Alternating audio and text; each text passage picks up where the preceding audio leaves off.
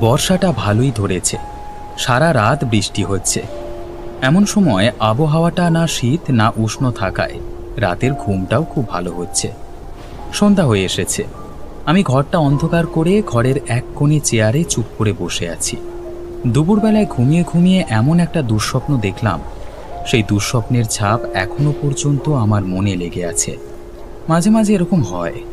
এ সময় চুপ করে বসে বাইরের বৃষ্টিটা দেখতে খুব সুন্দর লাগছে। জানালা দিয়ে তাকিয়ে আছি বাইরে। এমন সময় দেখলাম রাস্তা দিয়ে কিশোরী আসছে। সে আমাকে লক্ষ্য করল না, ঘরের দরজার দিকে এগিয়ে গেল।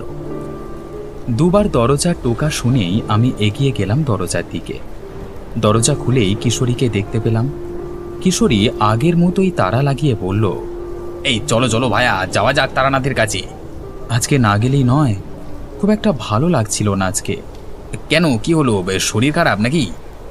না, শরীর খারাপ নয়, তবে দুপুরের পর থেকে মনটা খুব একটা ভালো নেই। আরে চলো চলো, তারানাথের কাছে গেলে শরীর মন দুটোই ভালো হয়ে যাবে, চলো না। অগত্যা কি আর করবার, আমি ঘরের ভেতর থেকে ছাতাটা নিয়ে এসে দুজনই রওনা দিলাম মঠলেনের উদ্দেশ্যে। শহরের রাস্তায় হালকা জল জমেছে, অতিবৃষ্টির ফল আর কি। হাঁটতে হাঁটতে আমরা একসময় চলে এলাম মঠলেনে, তারানাথের বাড়ির সামনে। দরজায় টোকা দেওয়ার আগেই তারানাথ দরজা খুলে দাঁড়ালেন। এসো, তোমাদের দুজনের জন্যই অপেক্ষা করছিলাম। রাস্তা দিয়ে আসতে দেখেই দরজা খুললাম। আমরা যথারীতি ঘরে গিয়ে বসলাম।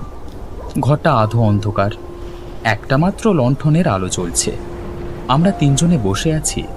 হঠাৎ তারানাথ আমার দিকে তাকিয়ে জিজ্ঞাসা করলেন, কি ব্যাপার বিভূতি, আজকে তোমাকে একটু অন্যরকম দেখাচ্ছে, কি ব্যাপার বলো তো? কিছু না ঠাকুরমশাই, আজকে দুপুরবেলায় একটা দুঃস্বপ্ন দেখে তারপর থেকে মনটা কেমন যেন হয়ে আছে। তা দুঃস্বপ্নটা কি? সেটা ঠিক বলতে পারবো না ঠাকুরমশাই, তবুও মনে এখনো পর্যন্ত সেই দুঃস্বপ্নের ছাপটা রয়ে গেছে। হয় হয়, মাঝে মাঝে দুঃস্বপ্ন দেখে মনটা এরকম খারাপ হয়ে যায়। তবে শোনো, একটা গল্প বলি। এই বলে তারানাথ কিছুক্ষণ অপেক্ষা করে তারপর বলতে শুরু করলেন। তখন আমি ভবঘুরে হয়ে এদিক ওদিক ঘুরে বেড়াচ্ছি। কোনো স্থায়ী ঠিকানা তখনও হয়ে ওঠেনি। এই সময়টা আমি নির্জন একান্তে সময় কাটাতেই বেশি ভালোবাসতাম। এইভাবে হাঁটতে হাঁটতে এক জঙ্গলাবৃত এলাকায় এসে পড়ি। তখন অন্ধকার হয়ে এসেছে। এরে, এই সময় জঙ্গলে এসে পড়াটা একদমই উচিত হয়নি।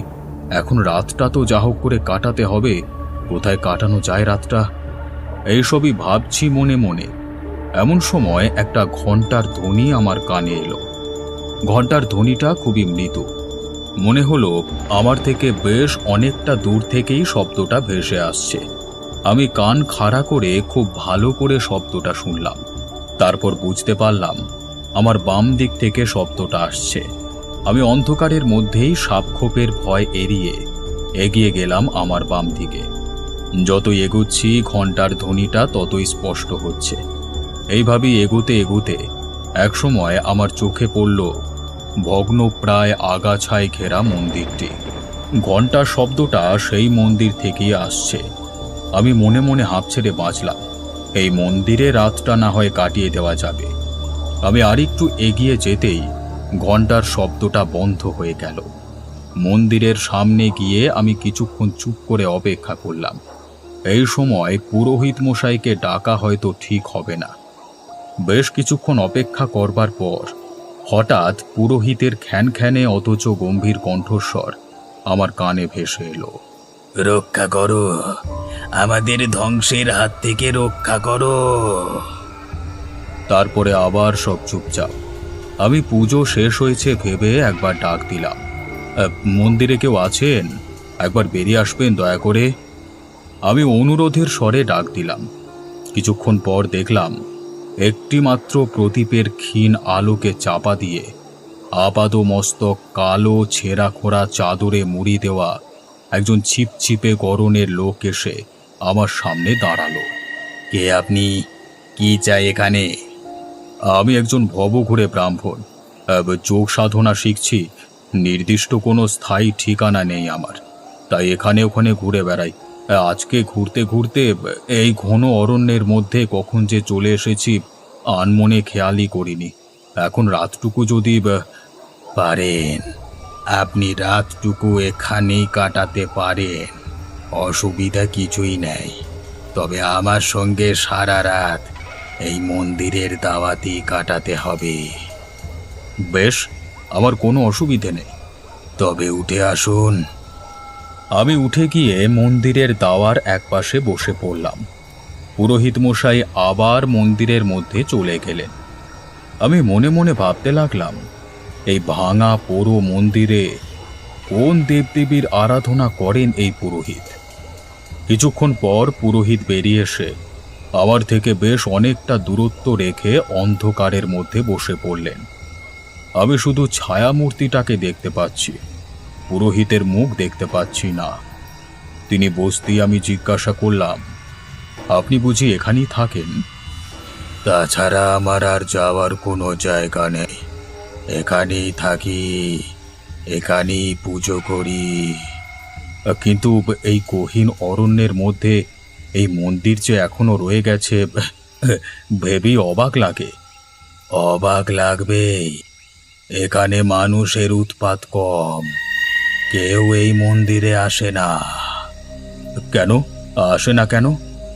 সাধারণ লোকেরা বলে এটা নাকি ভুতুড়ে মন্দির, তাই কেউ আসবার সাহস করে না এখানে। ভুতুড়ে মন্দির কেন? লোকেরা এরকম কথা বলে কেন এই মন্দির সম্পর্কে? সেটা তারাই জানে, আমি বলতে পারবো না। তা তোমার সঙ্গে কিছু খাবার দাবার আছে নাকি? হ্যাঁ, কিছু ফলমূল আছে, আমি সেগুলো খেয়ে শুয়ে পড়ব। বেশ, আমার আবার রাতের বেলায় আমিষ না হলে হয় না। তোমার সামনে খেলে কিছু যেন মনে করো না আবার। আমি এ কথার কোনো জবাব দিলাম না। একজন পুরোহিত আমিষভোজী, এটা ভেবেই আমার যেন মনটা কেমন করে উঠল। হয়তো সাধারণ লোকজন এই কারণেই এই মন্দিরটার নামে বদনাম রটিয়ে বেড়ায়। যাকে উনি যদি আমিষ খান তাহলে তো আমার অসুবিধে থাকবার কথা নয়। আমি মাত্র একটা রাত এখানে কাটিয়ে তারপর চলে যাব। আচ্ছা, আপনি এখানে কোন দেবতার পুজো করেন? নাম শুনলে ভয় পাবে না তো? না না, আপনি বলুনই না, আমার ভয় পাওয়ার কোনো বিষয় নাই। প্রেতাসুর। নামটা শুনেই আমার বুকটা ছ্যাঁক করে উঠল। প্রেতাসুর? এ আবার কেমন দেবতা? সত্যি এবার আমারও কেমন জানি একটু ভয় ভয় করতে লাগলো।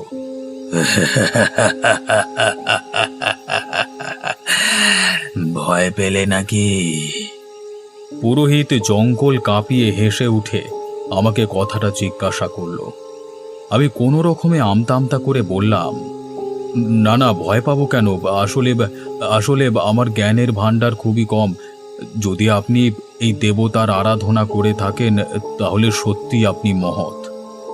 বেশ কিছুক্ষণ দুজনই চুপচাপ বসে রইলাম। জঙ্গলের ঝিঝি পোকার শব্দে পরিবেশটাকে আরো রোমাঞ্চকর লাগছে। হঠাৎ এক সময় পুরোহিত বলে উঠলেন, আমার খাবার সময় হয়ে গেছে, তুমি তোমার ফলমূল খেয়ে নাও, আমিও আমার খাবার নিয়ে আসি। বলে সেই পুরোহিত অন্ধকারের মধ্যে মন্দিরের পেছনের দিকে মিশে গেলেন। অন্ধকারটা এতক্ষণে চোখ সয়ে গিয়েছিল। কিছুক্ষণ পর দেখলাম পুরোহিত একটা বিশাল থালা করে বড় একটা মাংসের টুকরো এনে আমার অদূরে বসে পড়লেন। তাহলে এবার আহার গ্রহণ করা যাক। আমার কিছু বলবার আগেই পুরোহিত গোগ্রাসে আমিষ আহার করতে লাগলেন। সত্যি কথা বলতে আমার দেখে খুবই বিরক্ত লাগছিল। আমি মুখটা ঘুরিয়ে আমার সাথে আনা ফলমূল খেয়ে নিলাম। একসময় আহার শেষ করে পুরোহিত এক বিশাল ঢেঁকুর তুলে থালাটা নিয়ে পুনরায় মন্দিরের পেছনের অন্ধকারে মিশে গেলেন। এই সমস্ত কাণ্ড কারখানা দেখে আমার খুবই অস্বস্তি লাগছিল। কখন যে সকাল হবে আমি সেই সময়ের জন্য অপেক্ষা করছিলাম। কিছুক্ষণ পর পুরোহিত আবার ফিরে এলেন সেই অন্ধকার থেকে। তারপর বললেন, আহার গ্রহণ করবার পর বেশিক্ষণ আমি বসে থাকতে পারি না। আমি তাহলে শুলাম, তোমার ঘুম এলে তুমি ঘুমিয়ে পড়ো কেমন? বলেই পুরোহিত শুয়ে পড়লেন। জীবনে অনেক অভিজ্ঞতাই আমার হয়েছে, কিন্তু এই ধরনের অভিজ্ঞতা সত্যি আমার কাছে নতুন। পথভ্রমণে আমিও ক্লান্ত হয়ে পড়েছিলাম। আমি আর কোনো কিছু না ভেবে শুয়ে পড়লাম। পরক্ষণেই গভীর ঘুমে তলিয়ে গেলাম। কতক্ষণ ঘুমিয়েছিলাম জানি না। স্বপ্নের মধ্যেই মনে হয় বীভৎস জিনিস আমি দেখতে শুরু করলাম। আমি দেখলাম ওই পুরোহিত অন্ধকার থেকে আমার সামনে এলেন, কিন্তু সেই পুরোহিত জীবিত নয়। অনেক আগেই এই মন্দিরে পুজো করতে করতে কোনো এক সময় মারা গিয়ে তার দেহটা এখানেই পড়ে থাকে। তারপর ওই পুরোহিতকে শেয়াল কুকুরেরা ছিঁড়ে ছিঁড়ে খাচ্ছে। এখন তার বীভৎস ভয়ঙ্কর রূপ দেখে আমার আর বুঝতে বাকি রইল না যে কেন তিনি এই মন্দিরে প্রেতাসুরের পুজো করেন। তিনি তার তীক্ষ্ণ দাঁত বের করে আমাকে হেসে বলছেন, আজ রাতে তোর দেহের মাংস দিয়ে আমি আহার করব। বলতে বলতে সেই পুরোহিত তার ভয়ঙ্কর মুখ নিয়ে ক্রমশ আমার দিকে এগিয়ে আসছে। হঠাৎ ভীষণ যাতনায় আমার ঘুমটা ভেঙে গেল। আমি অনুভব করলাম কে যেন প্রচণ্ড জোরে আমার গলাটা টিপে ধরে আছে। কোনো মতে চোখ দুটো খুলেই দেখলাম, হ্যাঁ, সেই পুরোহিতই বটে। আমাকে আমাকে ছেড়ে দিন, আমাকে ছেড়ে দিন, লাগছে, খুব আমার লাগছে। আজকে রাতে তোর দেহের মাংস দিয়ে আমি আমিষ আহার করব।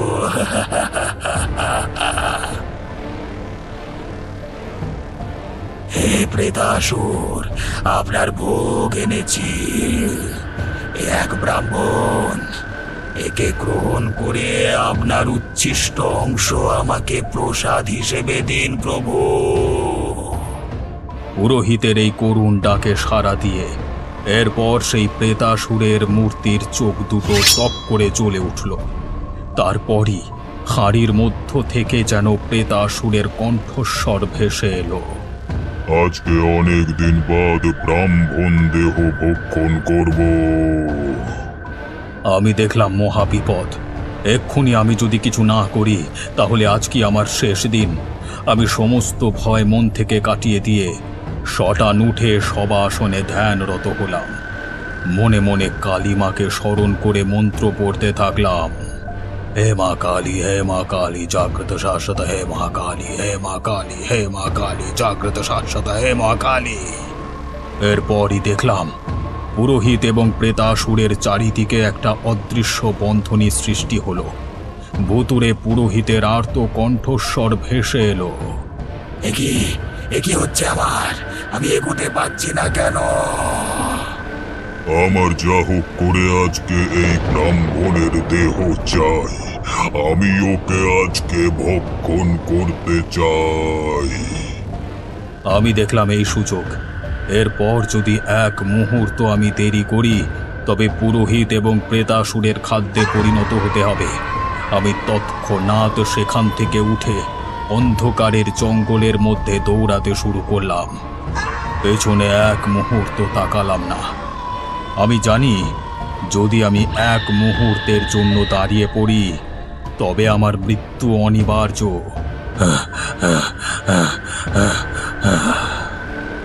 দৌড়াতে দৌড়াতে এক সময় জঙ্গল ছাড়িয়ে আমি বাইরে বেরিয়ে এলাম। দাঁড়িয়ে পড়ে হাঁপাতে হাঁপাতে দূরে দেখলাম একটা বটতলার নিচে চায়ের দোকান তখনও খোলা রয়েছে। আমি হাঁপ ছেড়ে বাঁচলাম। আমার মনের অবস্থাটাও ঠিক একই রকম ঠাকুরমশাই। ঠিক এই ধরনের স্বপ্নই আমি আজকে দেখেছি। কেউ যেন আমার গলা চেপে ধরে। সেই জঙ্গলের মধ্যে ওই পুরোহিত তার আরাধ্য প্রেতাসুরের জন্য আজও ভোগ খুঁজে বেড়াচ্ছে। তারাই মাঝে মাঝে সরল মানুষের স্বপ্নে এসে তাদেরকে ডেকে নিয়ে যেতে চায়। এর কি কোনো শেষ নেই ঠাকুরমশাই? কত মানুষ আজও তো ওই ভুতুড়ে মন্দিরের ফাঁদে পা দিচ্ছে। অকারণে রাতের বেলায় যদি কেউ সেই জঙ্গলের মধ্যে যায় তবে তারা মারা পড়ে, কেউ তাদের বাঁচাতে পারে না।